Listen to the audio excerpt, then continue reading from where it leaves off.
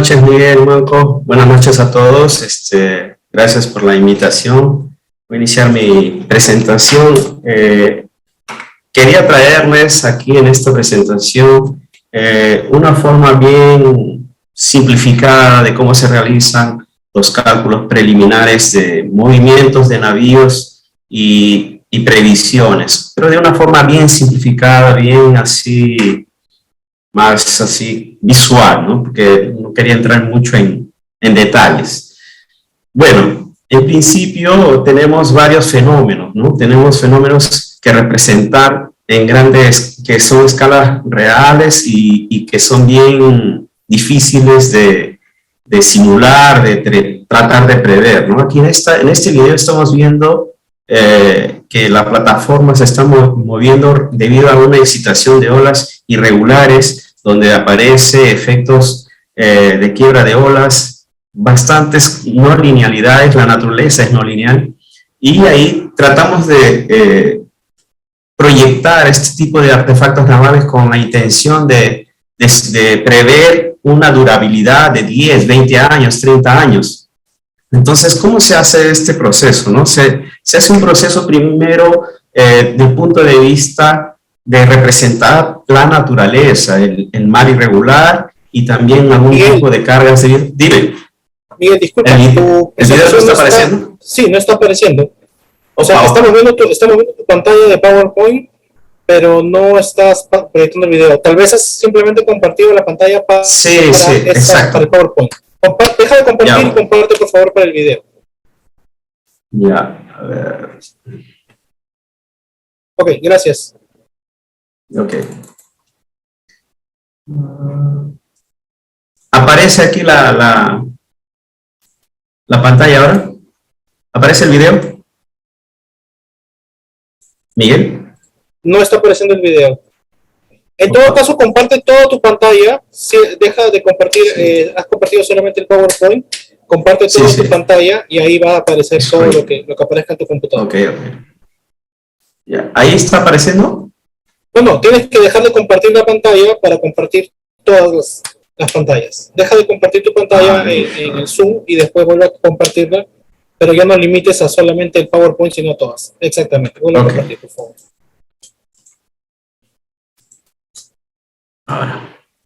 Ahora sí. A ver, sí. Muéstranos el video. Ok, aquí. Bueno, el video comienza aquí, ¿no? Se ve que las olas entonces están actuando encima de este artefacto naval. Vemos que es realmente difícil de poder simular esto computacionalmente o tratar de representarlo.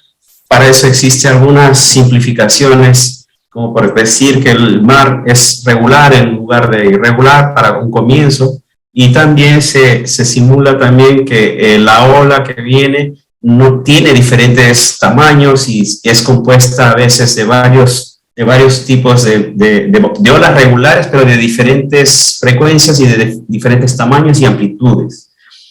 Entonces, este es nuestro desafío, ¿no? Tratar de representar o calcular las cargas dinámicas que están actuando encima de esta estructura para ver si realmente a un determinado tiempo va a haber algún tipo de falla estructural o fatiga, o si alguna aceleración va a pasar algunos límites y puede ser que se colapse alguna parte estructural, ¿no? Entonces, en principio también podemos simular los movimientos, ¿no? Los movimientos para poder prever algún tipo de cargas.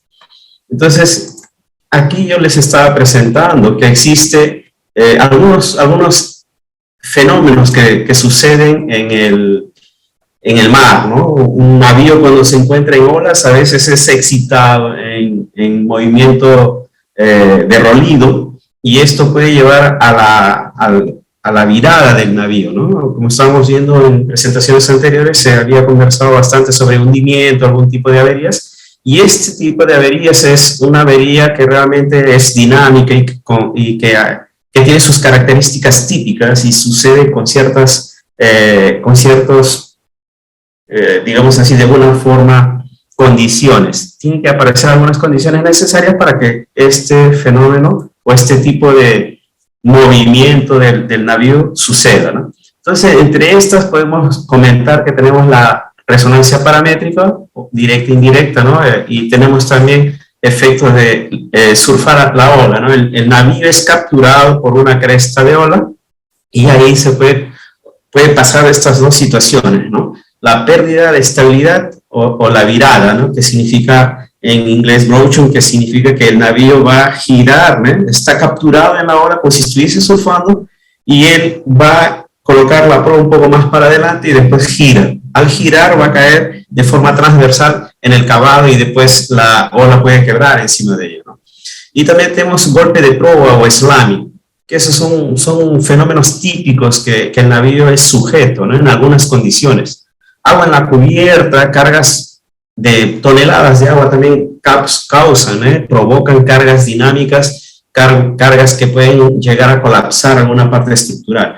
Entonces, todo este proceso, todo este tipo de fenómenos, la IMO, Organismo Marítimo Internacional, está siempre trabajando en colocar algunas normas para tratar de evitar que los navíos y otros artefactos navales lleguen a este tipo de situaciones, y si llegan, que puedan soportar por lo menos alguna carga, digamos una vez en cada 20 oscilaciones, o una vez en cada vez, digamos si hay 20 eventos, digamos una de ellas llegue a ser golpe en la proa o agua en la cubierta, ¿no? Entonces este tipo de normas que existen en la IMO nos permiten de alguna forma hacer un tipo de previsiones de corto plazo, de largo plazo. Entonces, el objetivo es crear un procedimiento básico para cálculo de cargas de artefactos navales e interpretar estos datos de forma correcta, tanto sea en el dominio de la frecuencia como en el dominio del tiempo, cuando vemos cómo sucede el movimiento o algún tipo de fenómeno. Interpretar bien los datos estadísticos es fundamental para poder generar una predicción de corto plazo o largo plazo, ¿no? Y finalmente satisfacer los requerimientos que la IMO exige, ¿no? Tanto en la parte de fenómenos más conocidos como los nuevos que están incluyéndose en la segunda generación de los criterios de la IMO. Entonces, en principio, lo que tendríamos que hacer para llegar a este objetivo es generar una geometría representativa del cuerpo o digamos así, el artefacto naval, ¿no? Llámese una semisumergible, una spar, un navío común. Entonces, después de esta representación geométrica, se trata de llevar al campo computacional, en el cual se necesita una malla computacional de la superficie, y con esta ahí vamos a poder calcular o aproximar algunas cargas y fuerzas. Más para eso también es necesario colocar más características del navío, como el centro de gravedad del navío, la inercia de masa en todas las direcciones, condiciones de navegación, si va a ser en aguas rasas, en aguas profundas, si va a estar en ríos, si va a estar en alguna parte del litoral peruano, depende de las condiciones, ¿no? Y viento, si va a haber muchas condiciones de viento, corrientes marinas. Entonces, todo esto de aquí se puede colocar dentro de este estudio preliminar. Utilizar software que permitan determinar cómo se van a amplificar los movimientos si son sometidos a diferentes tipos de cargas en magnitud y en fase en relación a la ola. También determinar masa adicional y amortiguamiento, ¿no? La masa adicional típica de los artefactos navales va a tener una influencia en la inercia y consecuentemente en la dinámica del barco. El amortiguamiento también de igual manera va a poder extraer energía del movimiento y poder disminuir, ¿no? Y las fuerzas naturales que excitan el navío, ¿no? Una onda que llega a incidir en el navío y una onda que se difracta, ¿no? Estos dos componentes realmente me van a dar la fuerza y momentos de excitación dependiendo del grado de libertad.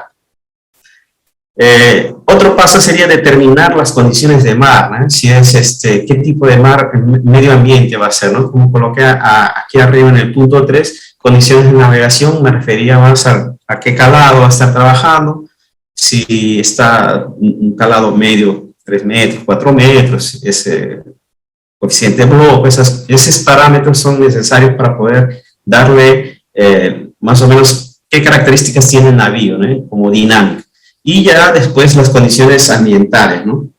Y después se utilizan algunos tipos de herramientas que intentan representar la superficie del mar, de mar irregular, a través de un espectro de mar, y este espectro de mar, a su vez, actuando encima de un artefacto naval, va a generar un espectro de respuestas. Y con este espectro de respuesta, finalmente, hacer las previsiones. Entonces, este sería, como se dice, una ruta de cómo se debería de hacer los cálculos preliminares, ¿no? Entonces, en principio, se tiene la realidad, ¿no es cierto?, que sería el navío navegando en condiciones, se hace una geometría y después se crea la malla computacional, y aquí voy a tratar de calcular lo que sería las respuestas del navío en función, o las respuestas de un punto del navío, no específicamente todo el navío, sino que cuando se habla de determinar la respuesta de un navío, estamos hablando de un punto del navío que sería el centro de gravedad, en principio, que está localizado en el plano de flotación. El centro de gravedad puede estar un poco más para abajo o arriba del plano de flotación, pero de todas maneras consideramos que el centro instantáneo de rotación coincide con esto de aquí para simplificar los cálculos. Y así yo voy a tener los movimientos, la amplitud de los movimientos, tanto de movimientos verticales como traslacionales, ¿no? Y de rotación. Y así yo puedo trabajar con sistemas de referencia que me permitan determinar cómo se está moviendo una parte o un punto específico del navío, digamos el punto donde está el hélice, o un punto donde estará el piloto, o la proa en la parte más superior, donde puede ocurrir batida de golpe de la proa, por ejemplo.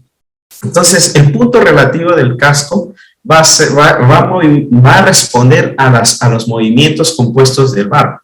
Entonces, podemos decir que la amplitud del movimiento, o la amplificación de este movimiento, está en función de las amplitudes de los movimientos de todo el barco. Y así podemos entonces determinar, ¿no?, cómo sería más o menos la respuesta de este punto en relación a las frecuencias de las olas, porque aquí estamos viendo que es un mar irregular, pero si decimos que tenemos mar regular actuando encima de este casco, para diferentes frecuencias de esas ondas, yo tendré diferentes respuestas y amplificaciones del movimiento. Entonces aquí se genera más o menos una serie de puntos, que serían los puntos de respuesta, y de forma continua una curva, ¿cierto? Pero aquí simplemente tenemos el módulo de esa amplificación, y también podemos decir que existe un desfase en relación a la ola.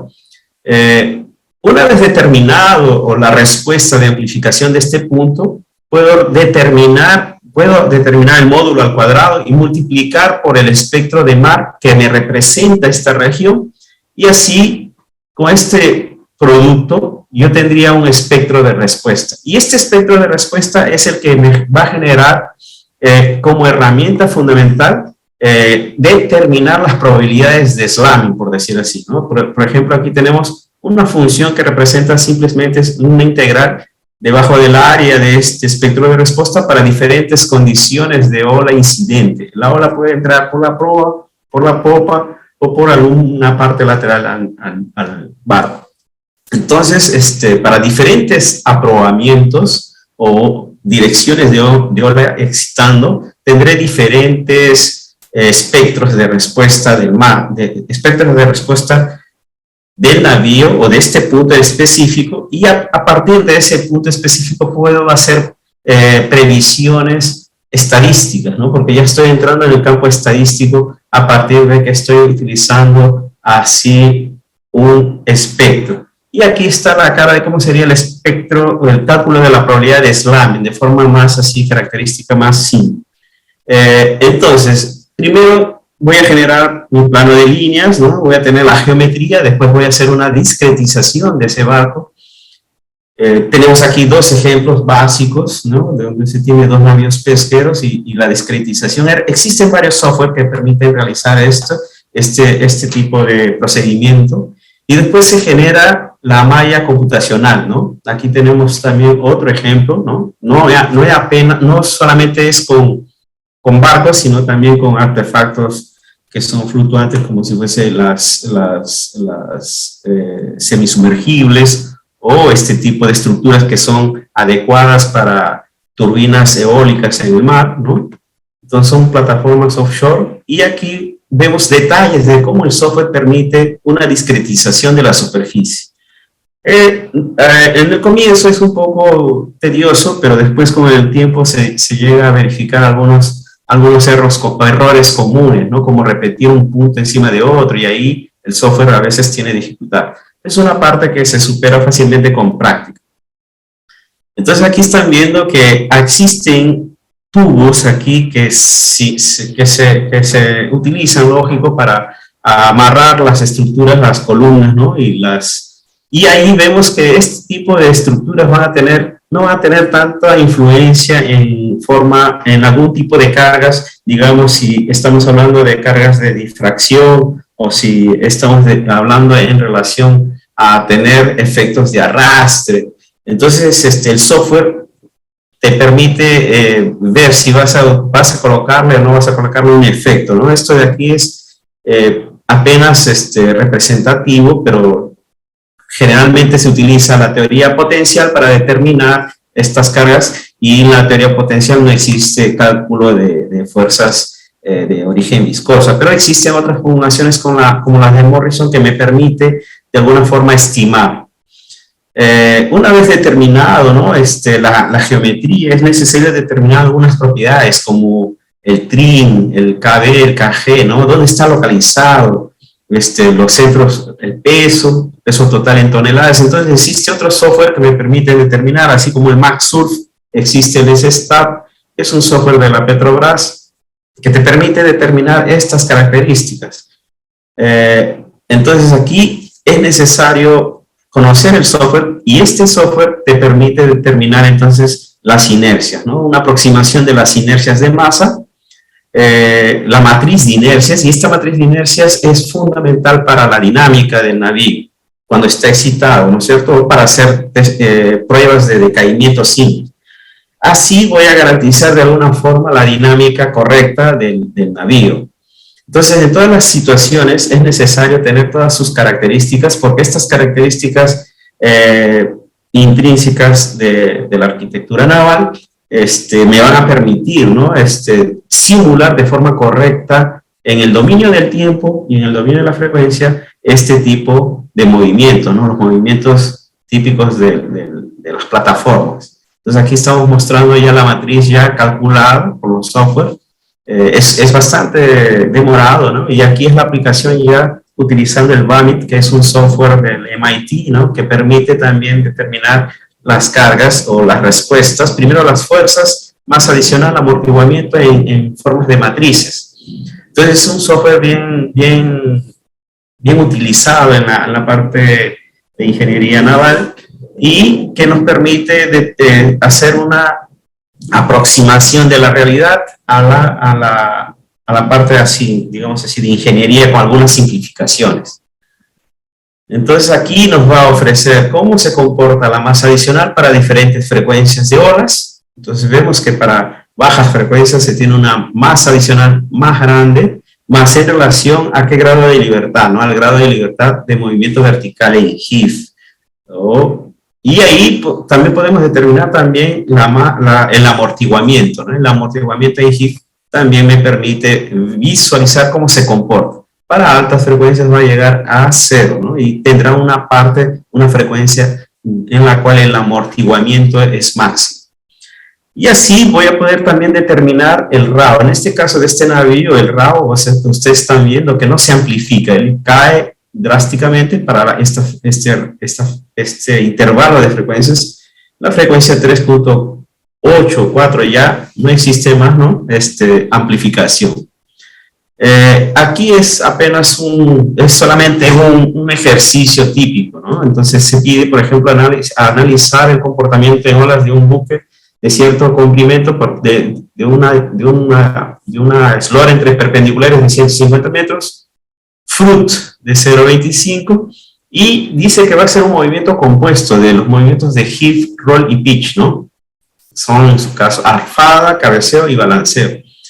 Y ahí estos movimientos van a ser representados entonces por funciones armónicas, donde se tiene un módulo y un coeficiente, un coseno, ¿no? Que es una forma armónica de representar este movimiento en heave, y también movimiento en roll y en pitch. Entonces estamos asumiendo que los movimientos ahora son de tipo armónicos.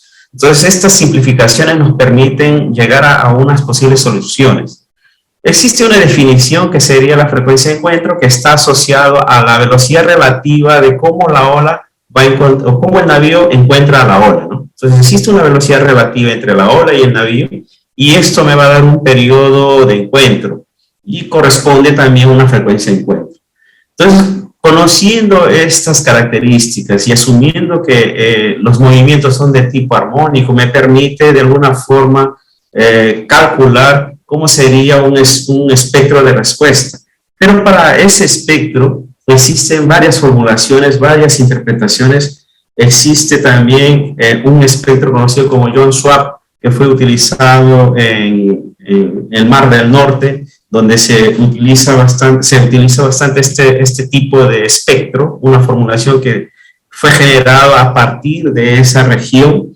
Entonces, lo ideal sería que cada región trate de levantar sus datos y crear un espectro que me permita colocar algunos datos que me permita representar de forma más aproximada el tipo de mar o la región de mar donde va a operar mi artefacto naval, o la parte más peligrosa, digamos así, de la ruta, ¿no? Entonces eso es importante. Y, por ejemplo, aquí se está colocando como un ejercicio determinar, por ejemplo, la altura. Tienes que ofrecer la altura significativa y el periodo de pico, ¿no? La altura significativa, de forma simple, es la observación de un grupo de olas. Vas a estar observando y vas a ver digamos así, las olas que tú ves representativamente, así un tercio de las olas más grandes, ¿no? A esto le llamamos de altura significativa, pero eso es de forma matemática, y de forma visual nace de la experiencia del marinero, ¿no? Que se queda mirando las olas y dice, la altura está aproximadamente 2 metros, por ahí. Vino de esta época, ¿no? Inicial de la navegación, y después ya se formalizó de forma más matemática, digamos así, ¿no? Y el periodo de pico se refiere al periodo que se tienen las crestas, ¿no? Las crestas de una respuesta de mar irregular. Se tiene unos periodos que son variantes, entonces se debe de calcular un periodo medio. Entonces aquí existe la definición de periodo de picos. Y estas dos variables me van a permitir determinar un espectro. Entonces un espectro, en verdad, como tiene varias direcciones el mar, puede ser que tenga este formato y algunas características, ¿no? Por cuál dirección estoy navegando y cuál tipo de espectro, cuál es el espectro que debo de agarrar. En todo caso, se debe de agarrar el espectro de mayor magnitud para poder prever que va a ser posible que se pueda, mi navío va a poder sobrevivir a este tipo de mar. Entonces aquí está la formulación de John Swap, donde se utiliza algunas características como el periodo de pico, la altura significativa, y las variables son las frecuencias de las olas. Y aquí se tiene, por ejemplo, el periodo de picos, y si colocamos esta formulación dentro de una tabla Excel, da para crear esta curva aquí, ¿no? Una curva en una de las direcciones. Entonces, para una altura significativa de 4 metros, tenemos aquí que el espectro de John Swap es de este tipo, y el espectro de Brett-Schneider, que es otro tipo de representar el mar con otras variables, también me permite determinar de forma aproximada cómo se comportaría el mar en cierta región. Aquí se tiene un parámetro de agudeza, digamos, si es más agudo, ¿no? Este espectro, ¿no? Si va a quedarse un poco más ancho o más largo. Y ahí se utiliza entonces la variable que sería la frecuencia de picos. Y aquí se hace una restricción, ¿no? Si pasa del valor de 0,07 o 0,09. Entonces, con estas características, yo necesito saber qué punto voy a analizar, ¿no? El punto del navío. Aquí solamente le estoy colocando 6 puntos de referencia en el navío, digamos uno que sea en la proa o uno en la popa.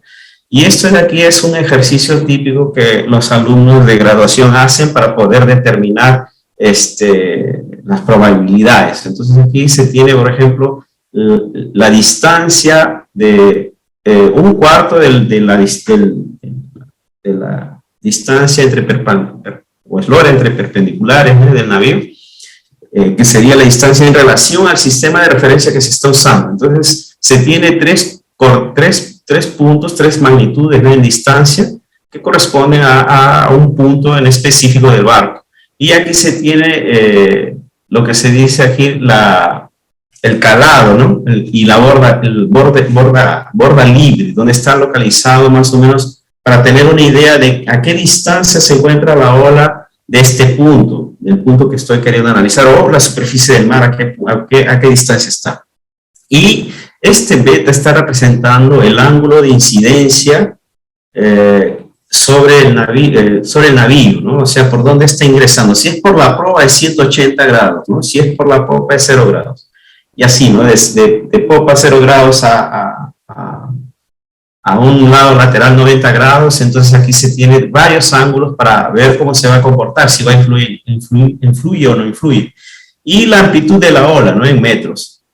Aquí tenemos varios valores, ¿no?, que me permiten ver si va a salir de forma, cuál va a excitar más. Lógico que la amplitud de mayor va a excitar más, ¿no?, va a tener más efecto en el movimiento.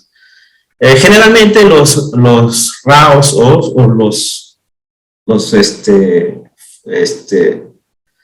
las respuestas generalmente se colocan de forma adimensional y en función de una amplitud de 1 metro. Entonces los datos generalmente ofrecidos por los software generalmente van a ser de este tipo, considerando que la amplitud es igual a 1 metro. Y después, claro, si estoy queriendo ya ejecutar una amplitud adecuada, ¿no?, que se corresponde a la amplitud de la ola donde yo estoy queriendo estudiar, digamos que sea 1,5 metros, 2 metros, se cambia, ¿no? Se cambian las amplificaciones por este valor. Se hacen las correcciones necesarias del valor adimensional para un valor dimensional. Entonces, así voy a tener entonces la frecuencia del mar, poderlo llevar a la frecuencia de encuentro. Voy a tener el RAO de movimientos verticales y su desfasaje, el RAO de roll y su desfasaje, y de pitch y su desfasaje.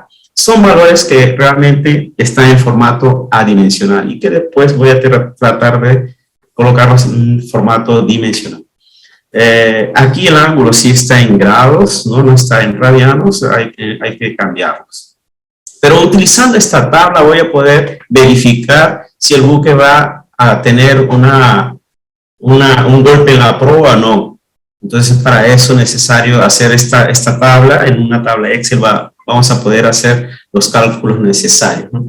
Entonces, para eso necesitamos utilizar entonces la matemática que me permite representar la física correctamente. Entonces, voy a utilizar un punto en el navío, voy a analizar un punto en el navío, pero si yo me localizo dentro del navío, voy a estar en un sistema de naturaleza no inercial, en la cual no voy a poder aplicar la segunda ley de Newton. Entonces se hace se coloca un sistema de referencia que acompaña el barco de tal forma que va con la velocidad del barco a una velocidad constante. En este sentido, este sistema es de naturaleza inercial, y ahí yo puedo aplicar la segunda ley de Newton. Y tengo que hacer entonces el paso, ¿no?, de cómo se observa este vector en un sistema de referencia fijo al casco y el otro que se está moviendo a velocidad constante, ¿no? El que se está fijo al casco se mueve con el casco todo, y el que acompaña el barco simplemente va a ser de naturaleza inercial, y para eso, pasar de un sistema a otro, se utiliza esta aproximación de un punto cualquiera, ¿no?, del barco, con esta matriz aquí, que ya es una matriz de transformación que sigue todo un proceso para determinarlo y simplificarlo. Voy a poder determinar entonces de forma aproximada cómo se mueve un punto utilizando entonces los movimientos compuestos, ¿no? El movimiento de hip, movimiento de roll, movimiento de pitch, asumiendo que estos son armónicos, y este punto X, B, Y, B y Z, B son conocidos, ¿no? Entonces voy a tener que el movimiento vertical del punto deseado va a ser también armónico, ya que estos componentes son armónicos. Entonces, de alguna forma, todo esto será armónico, y puedo decir que el movimiento vertical de este punto será armónico. Y de ahí se hace una serie de cálculos que me permiten determinar entonces el RAW de este punto, del punto que estoy interesado a calcular. Una vez entonces determinado el RAW, ¿no?, de respuesta en el dominio de la frecuencia de encuentro, yo podré entonces calcular el espectro de respuesta multiplicando apenas o solamente con el espectro de Mark. El espectro de Mark, ese es el espectro el RAW al cuadrado, me va a ofrecer el espectro de respuesta, ¿no? Perdón, el espectro de respuesta aquí es el espectro de respuesta, será el RAW al cuadrado, ese es el espectro de Mark. Y el RAW realmente es esto, ¿no? Sería la amplitud del movimiento de este punto P en relación a la amplitud de la ola. Entonces vean bien que se está colocando en un formato adimensional. Entonces, a partir de este cálculo de espectro de respuesta, yo también puedo determinar los espectros de velocidad, porque como decíamos que el RAW es armónico, puedo derivarlo y hallar un espectro de respuesta de velocidad y de aceleración, y así voy a poder calcular de forma estadística con los espectros las probabilidades necesarias para poder determinar si este punto va a tener algún tipo de carga o aceleración, por decirlo así.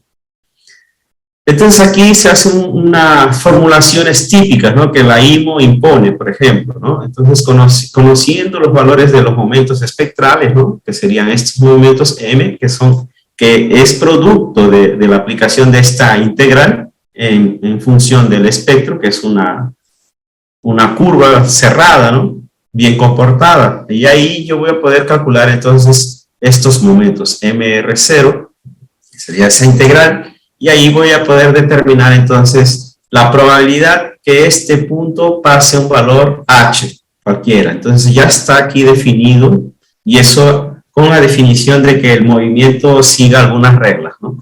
Entonces, para determinar el slamming, utilizaría esta formulación donde aparece una velocidad típica, crítica, ¿no?, que sería 0,093 raíz del producto de la gravedad veces la eslora. Y así voy a poder definir también este T aquí tendría que ser el calado, ¿no?, hasta dónde está localizado, y aquí tengo el espectro de velocidad.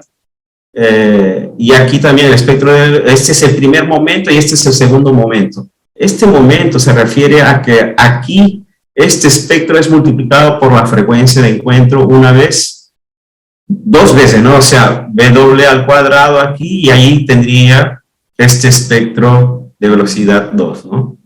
Entonces, ese sería cómo determino estos parámetros, y después voy a evaluar la probabilidad de slam, ¿no?